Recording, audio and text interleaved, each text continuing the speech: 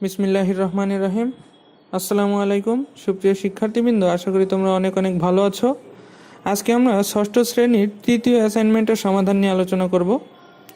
তোমরা দেখতে পাচ্ছ এবারে তোমাদের 3টি প্রশ্ন দেওয়া হয়েছে, যার ভিতর প্রথম প্রশ্নটি রয়েছে অ্যান্টিবায়োটিক সিরাপ ঝাঁকিয়ে খেতে হয় কেন এবং এই মিশ্রণকে কি বলে। তো বন্ধুরা, তোমরা এটার উত্তর এভাবে করবে: যে সকল মিশ্রণ অনেকক্ষণ যাবৎ রেখে দিলে উপাদানসমূহ আংশিক আলাদা হয়ে যায় তাদেরকে সাসপেনশন বলে। অ্যান্টিবায়োটিক সিরাপ একটি সাসপেনশন, তাই বোতলে রেখে দিলে ঔষধের উপাদানগুলো আংশিক আলাদা হয়ে যায় এবং বোতলের নিচে তলানি পড়ে যায়। তাই সেবনের পূর্বে ঔষধের উপাদানগুলোকে সুষমভাবে বিন্যস্ত করার জন্যই বোতলকে ঝাঁকিয়ে নিতে হয়। আমাদের দ্বিতীয় প্রশ্নটি রয়েছে দুধ কি জাতীয় মিশ্রণ, এটি ব্যাখ্যা করো। তো এটির উত্তর তোমরা এভাবে লিখবে: দুধ হলো কলয়েড জাতীয় মিশ্রণ। কলয়েড জাতীয় মিশ্রণে অতি ক্ষুদ্র কোনো বস্তুকণা অপর বস্তুকণার মাঝে ভাসমান অবস্থায় থাকে। এ জাতীয় মিশ্রণ রেখে দিলে কখনো তলানি পড়ে না। দুধ হলো পানি ও চর্বির কলয়েড, যেখানে চর্বির কণাগুলো পানিতে দ্রবীভূত না হয়ে ছড়িয়ে থাকে। চর্বির কখনো তলানি পড়ে না। দুধে পানির পরিমাণই বেশি, তাই এটিকে অবিচ্ছিন্ন ফেজ এবং চর্বির পরিমাণ কম থাকায় এটিকে ডিসপার্সড ফেজও বলে। এক্ষেত্রে ভাসমান কণাগুলোর আকার 1 থেকে 1000 ন্যানোমিটার হয়ে থাকে। আমাদের তৃতীয় প্রশ্নে বলা হয়েছে নিচে 2টি ছবি দেওয়া, সেই ছবিগুলো দেখে 1 ও 2 নম্বরের উত্তর দিতে হবে।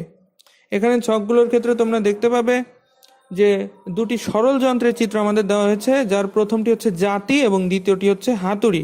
এবং আমাদেরকে এখান থেকে নির্ণয় করতে হবে জাতি এবং হাতুড়ির মধ্যে কোন শ্রেণীর লিভার এবং এদের যান্ত্রিক সুবিধা কিভাবে বাড়ানো যায়। তো তোমরা এই স্ক্রিনের মতো এরকম একটি ছক করবে। ছক করে প্রথম অংশে লিখবে সরল যন্ত্র, দ্বিতীয় অংশে লিখবে কোন শ্রেণীর লিভার এর যুক্তি, এবং সর্বশেষ অংশে লিখবে কিভাবে যান্ত্রিক সুবিধা বাড়ানো যায়। তো প্রথম চিত্রটি অবশ্যই জাতি, তাই এখানে আমরা জাতি লিখলাম। কোন শ্রেণীর লিভার তার যুক্তির ক্ষেত্রে আমরা লিখব জাতি হলো দ্বিতীয় শ্রেণীর লিভার, কারণ দ্বিতীয় শ্রেণীর লিভারের ভার থাকে মাঝখানে।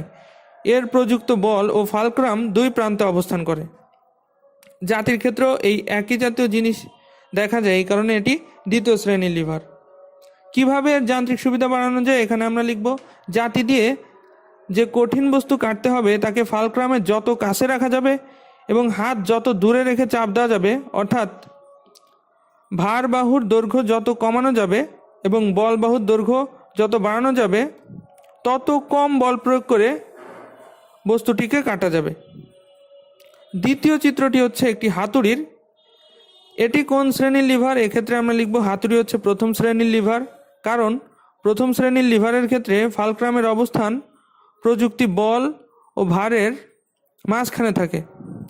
কিভাবে যান্ত্রিক সুবিধা বাড়ানো যায়, এক্ষেত্রে আমরা লিখব বস্তু যত ফালক্রামের কাছাকাছি থাকে তত বেশি যান্ত্রিক সুবিধা পাওয়া যায়। হাতুড়ির ক্ষেত্রে ভার বাহুর দৈর্ঘ্য পরিবর্তন করা যায় না, শুধু বল বাহুর দৈর্ঘ্য পরিবর্তন করে যান্ত্রিক সুবিধা পাওয়া যায়। বল বাহু যত ফালক্রাম থেকে দূরে থাকে তত বেশি যান্ত্রিক সুবিধা পাওয়া যায়। এভাবে করে তোমরা এই ছক আকারে উত্তরটি সুন্দরভাবে লিখে দেবে। এভাবে যদি তোমরা সুন্দরভাবে গুছিয়ে লেখো, আশা করি তোমরা অতি উত্তম ফলাফল পাবে। তো বন্ধুরা, আজকের মতো এ পর্যন্তই। তোমাদের সকলের সুস্বাস্থ্য কামনা করে এখানেই শেষ করছি। আল্লাহ হাফেজ। আসসালামু আলাইকুম।